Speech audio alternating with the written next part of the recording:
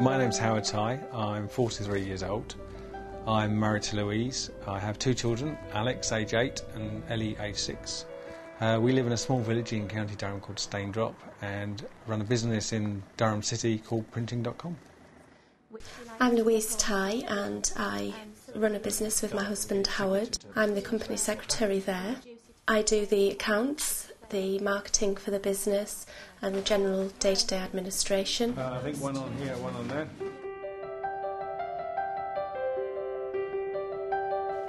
I've been thinking about taking life insurance and critical illness insurance out for a number of years. I realised how important it was.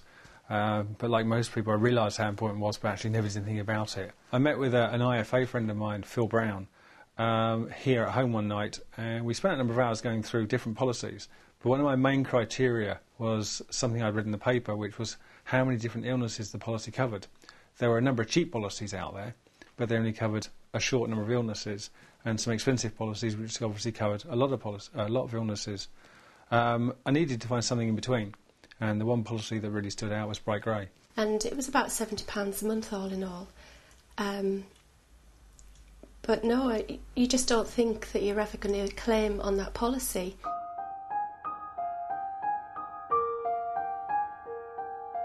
On the night of July the 23rd, it was Louise's birthday, and I decided to buy her something off of eBay. I'd placed a bid, but the auction actually finished at 7 o'clock in the morning. So I needed to come down at 5 to 7 to make sure that I obviously got a bid price in. I woke up about 5 to 7 and found that my right arm and my right leg, I had pins and needles. Tried to get out of bed and it was almost like having a dead foot. I managed to get out of bed, and as long as I leant against the wall I was quite fine. I didn't consider for 1 minute there was anything wrong with me. I worked my way down the corridor, down the stairs, stumbled somewhat on the stairs. I walked through the house and got to the patio doors at the back of the house, and basically opened the patio doors and fell out onto my face. And I suppose it was at that point that I realised that the problem was more serious than I'd first realised. I went to get back up and I couldn't get back up, and I had to crawl back into the house.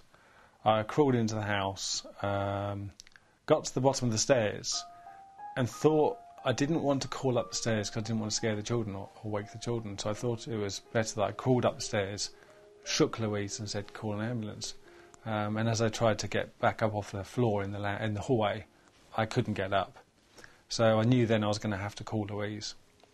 And it was then I went to call her and then realised also I couldn't call either, I'd lost my voice.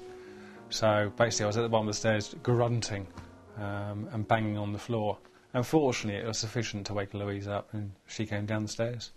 And unfortunately she obviously came down the stairs and found me laying on the floor.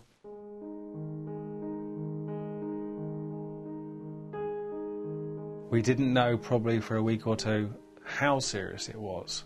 And we couldn't be given answers as to what my progress or what the likely outcome was. So Louise really was on her own, with two children, husband in a hospital, and not knowing really where things were going. And the phone rang, which it was doing quite a lot of, and whilst people were wishing me well and wanting to help, I found it so, somebody else is ringing, what do they want? I need to go to see Howard. And it was this woman, she introduced herself to me. She was Jan, and she was a nurse from Bright Grey. Jan explained to me her role with Bright Grey.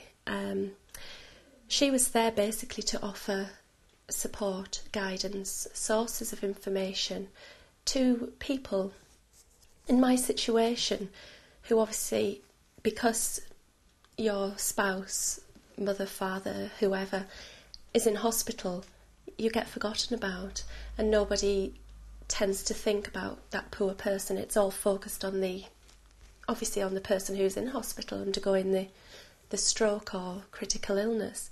As part of the policy, Bright Grey offer a helping hand service which assists me or the family in making the recovery after coming out of hospital.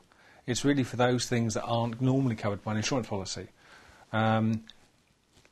When I came out of hospital, Jan from Red Arc called me and basically said, what help do you want? No, I just want to have a look at your triceps. Straighten it out, go and push it, push it, push it. Oh, now that is better. My name is Kirsty Petley and I'm a physio that works in private practice, predominantly with patients that have suffered neurological damage. And Howard obviously got in contact with somebody that was able to give them my name, that knew that I was working in private practice, and as a result contacted me via that, and I believe that he got some funding from his critical illness cover in order to pay for continuing therapy. I could actually get very emotional thinking about Bright Grey, because they've almost been a friend, an ally, somebody who was on our side. And Jan, if she hadn't have had that calming influence on me, because I was harebrained, I was scatty, I didn't know what to do, I didn't know what the future held, for somebody to actually put something into perspective for me and to tell me that no matter what, it was going to be okay.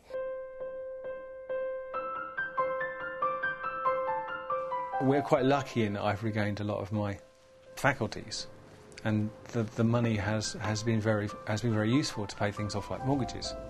The reality is that the small amount of money that we got after the payout, which was the helping hand amount, and it's not a lot of money, was probably more important in my recovery than actually the cheque.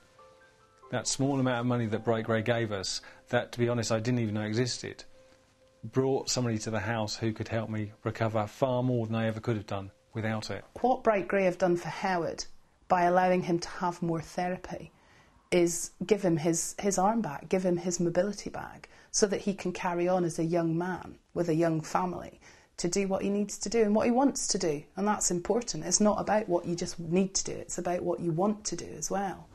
So they've given him the opportunity to explore fully what his rehabilitation potential is, and he's done it.